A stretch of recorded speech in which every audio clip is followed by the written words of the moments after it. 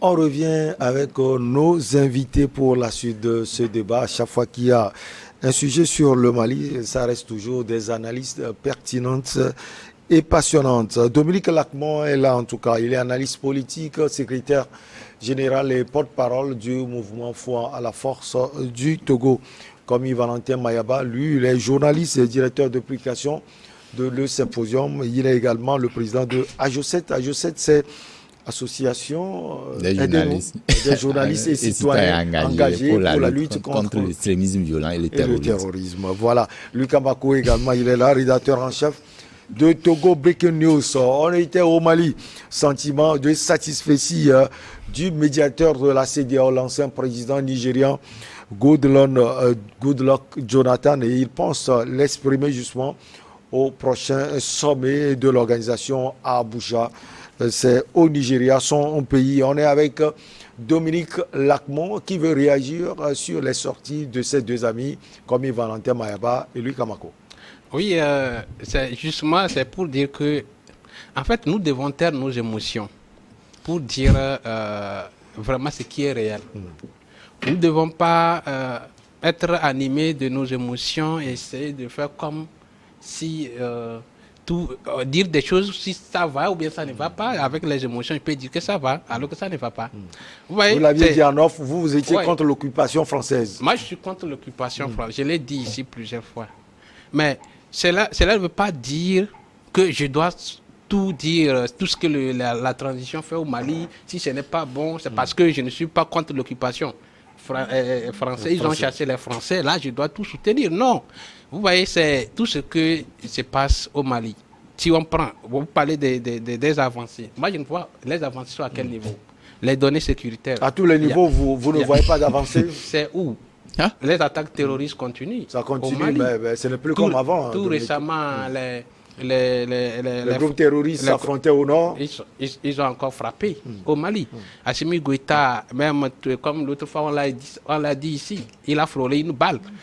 En pleine Bamako. Mais c'est où il y a des données, des avancées. C'est vrai. Mais et s'il y a des avancées sécuritaires? Ce sont des militaires. C'est sur ce terrain qu'on les attend. Sauf que la France, pendant 10 ans aussi, n'était pas arrivée à résoudre le problème. Oui, la France, Dominique Lacmon. La France a son mal au Mali. Mais le mal, là, comment la transition veut remédier cela? Mais quand on chasse les Français, et qu'on évite la Russie. Mais la Russie ne vient pas caresser le Mali. Et aujourd'hui, Assimi Goïta a eu des aéronefs de la Russie, mais j'ai dit ça ici, mais s'il a l'argent en liquidité qu'il a payé, pour au monde entier, non, j'ai sorti de l'argent, j'ai payé des armes auprès de la Russie. Donc pour vous, Goodluck Jonathan se fourvoie complètement.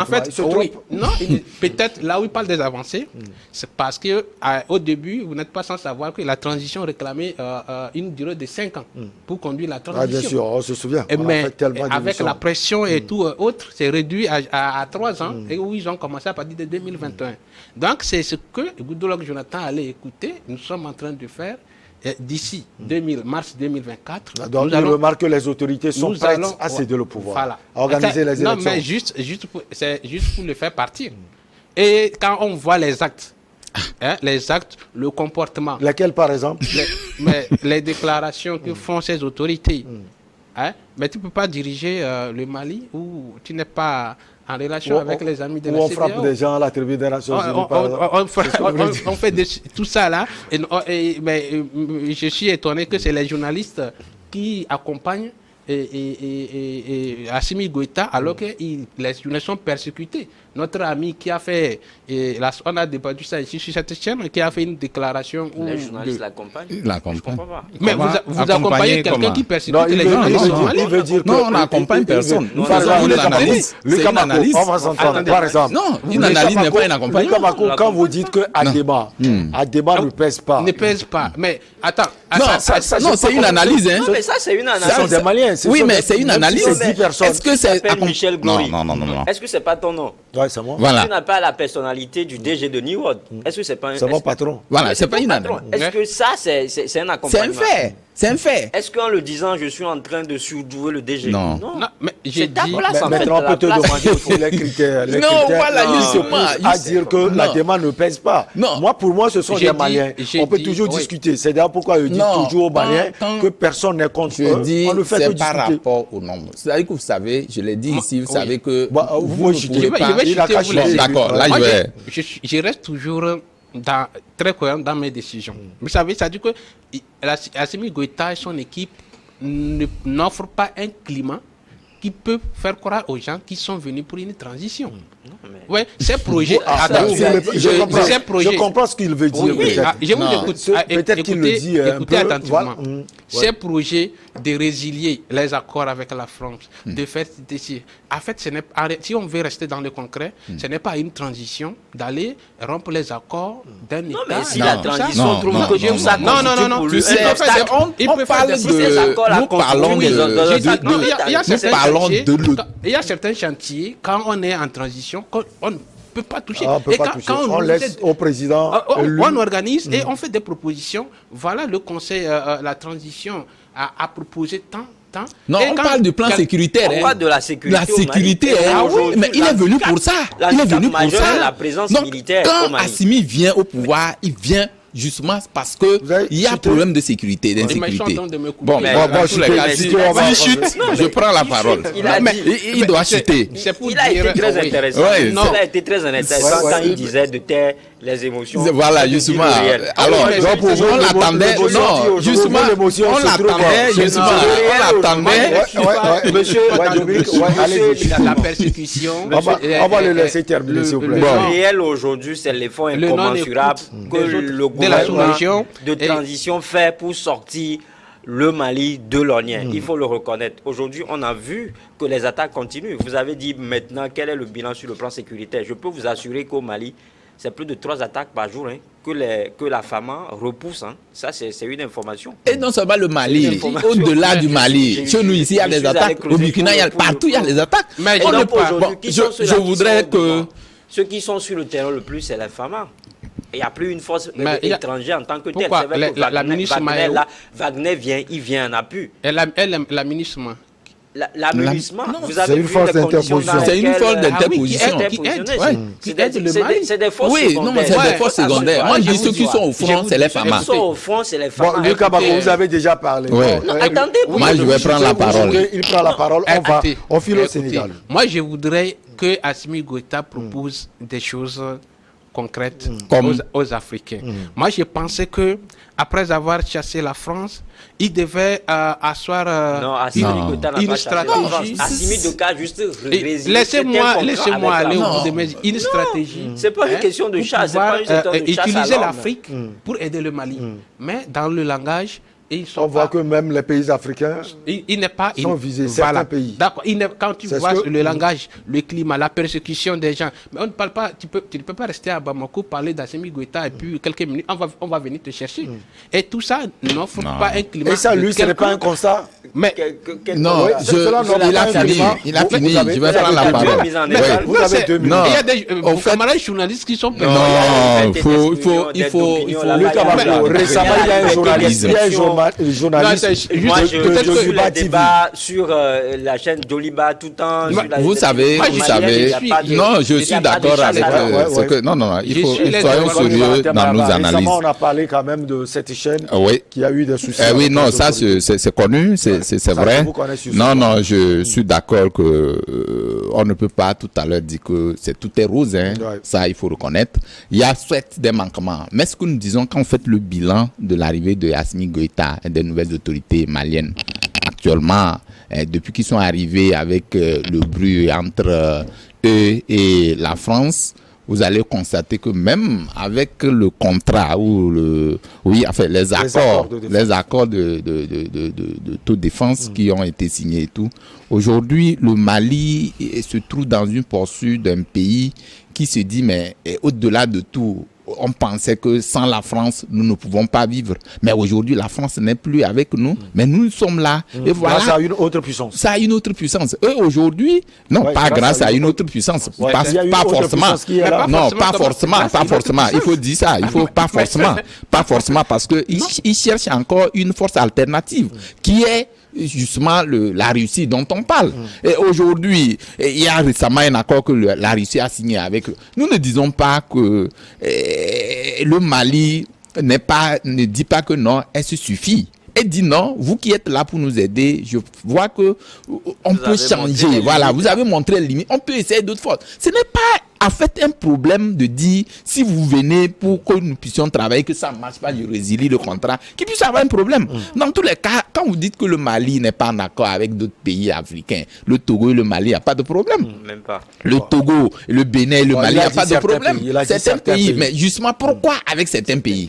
C'est la question qu'il faut se poser. Parce que quand vous vous trouvez dans une poursuite de quelqu'un qui tente de victimiser les nouvelles autorités maliennes, et ils ne vont pas se donner le temps parce qu'aujourd'hui, vous savez que la France peut utiliser certains pays, comme vous le dites, pour rendre Non, les non, comptes non. au Mali. Vous savez, moi, Attends, je suis en train de vous développer savez- une en fait, analyse. en fait, C'est là que je dis, oui, par en exemple, fait, quand vous moi, prenez je suis- le bras de fer, Donc, le bras de fer qui les existe. Africains, quand ils Nous parlent, sommes- ils sont toujours nous manipulés. sommes- Non, C'est-à-dire que la nous sommes habitués. plupart est manipulée. Regarde le bras de Non, fer entre nous devons- le Niger nous et devons le Mali dépasser qui cela. existait entre C'est la France qui est derrière Non, Bazoum. la France sort ses forces du Mali, il les dépose au Niger.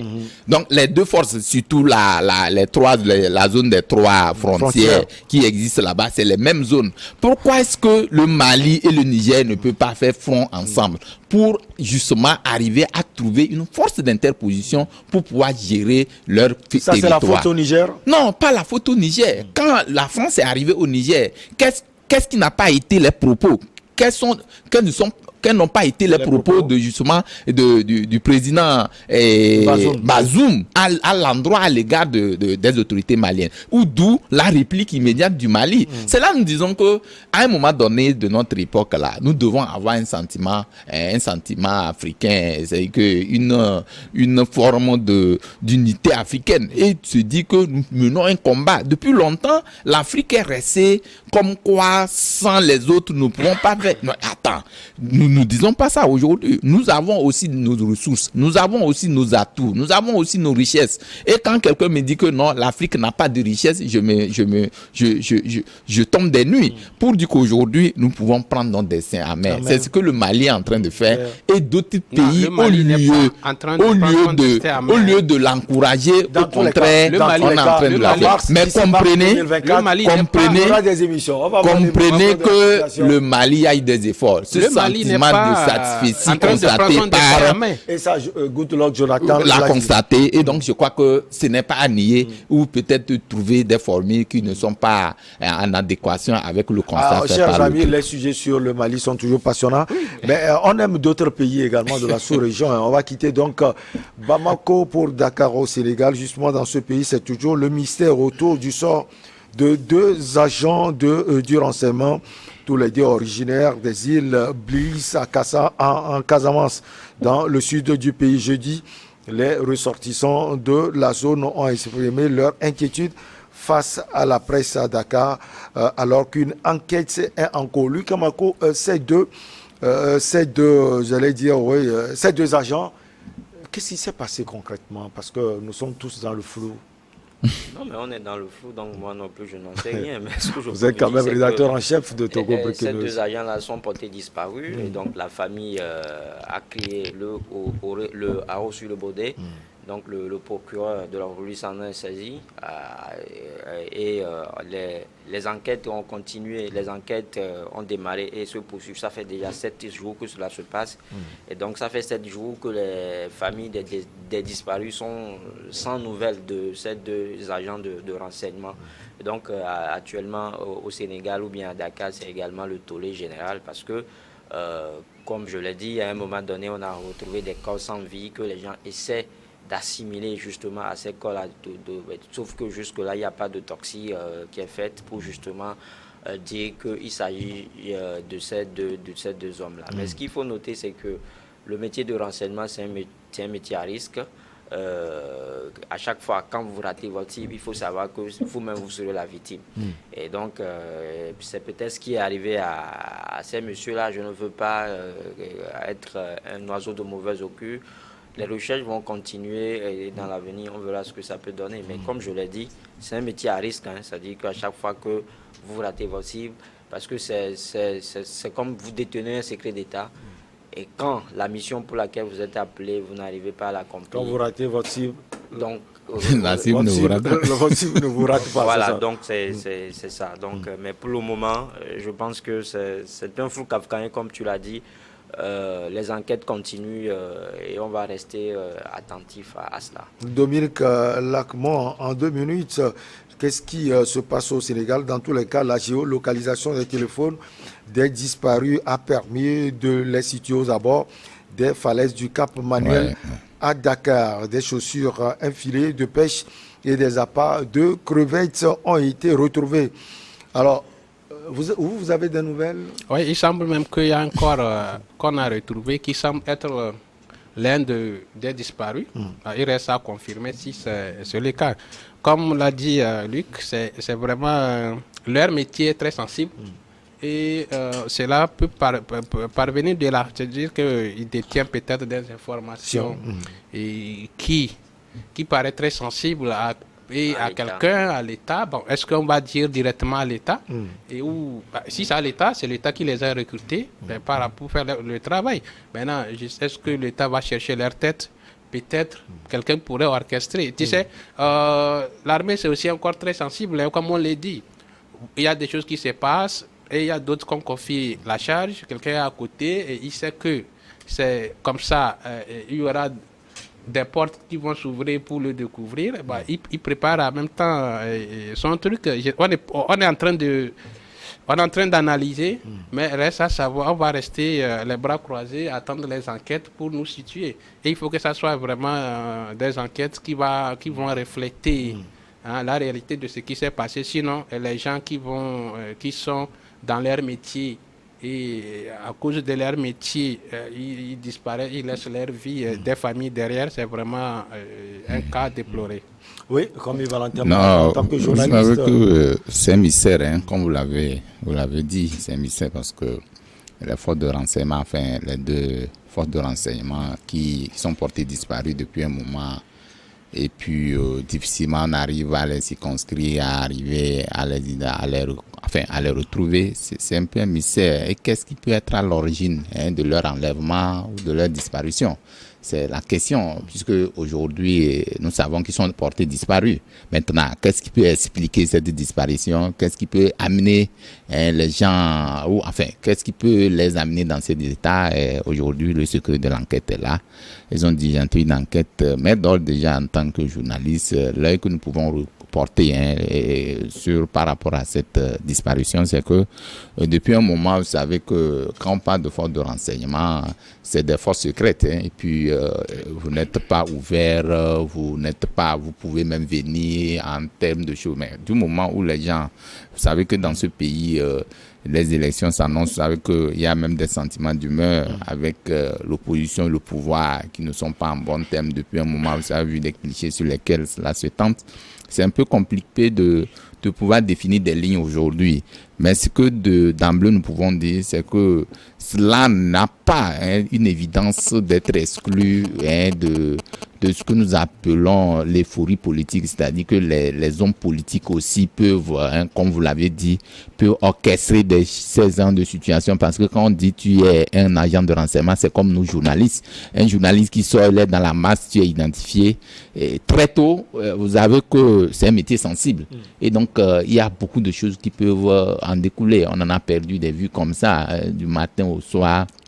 Le lendemain, on trouve un confrère qui est décédé. Vous allez chercher les circonstances. Pourquoi cela, vous n'allez pas retrouver? Cela voudrait dire qu'à un moment donné, c'est des gens qu'on guette. On sait qu'ils ont quelque chose à donner comme information sensible.